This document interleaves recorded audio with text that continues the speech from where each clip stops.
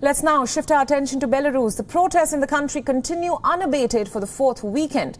Now, people have been taking to the streets as resentment continues to rise against a controversial re-election of Belarusian President Alexander Lukashenko. On Sunday, thousands of people once again marched through the city of Minsk, calling upon Lukashenko to step down. Columns of protesters defied a government warning to march in front of soldiers, which were manning the streets. The protesters waved red and white opposition flags, which have now become a symbol of this movement in Belarus. They were even heard shouting phrases such as "Go away" and "You are a rat." Now, according to the human rights group named Spring 96, at least 70 protesters have been arrested. Several others were injured as the police broke up a protest outside a state-run factory.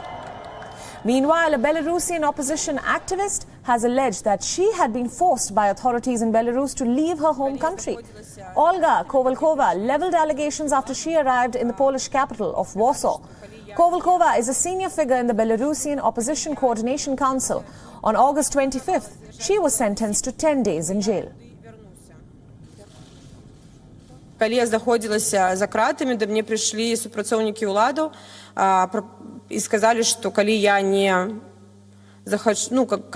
не пагаджуся з'ехаць з імі, калі мяне не вывезуць з краіны, то я буду знаходзіцца ў турме доўга. Яны прыехалі да мяне у изолятор, посадили в свою машину, опранули капюшон, опранули маску, поклали на заднее сиденье и вывезли меня из изолятора. Яны довезли, я не ведала, на який пропускний пункт, у який бок мы едем. Мы приехали на пункт пропуску Брузги.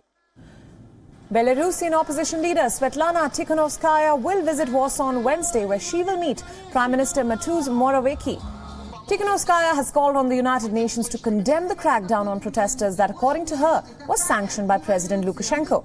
She spoke at a virtual informal session of the UN Security Council. She urged the UN to send an international monitoring mission to Belarus.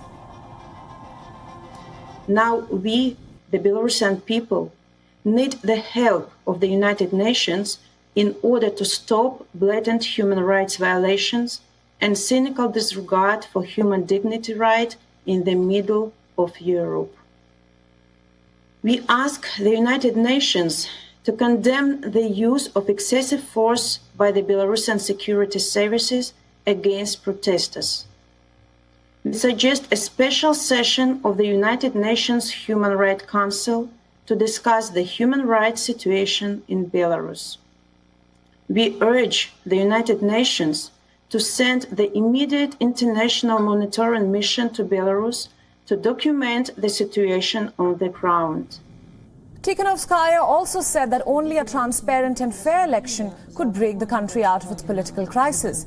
She accused Lukashenko's regime of stealing votes and destroying the evidence of election protocol not being followed. She further said that she did not want to cut any ties with Russia, but any interference in Belarus's internal affairs would be unacceptable.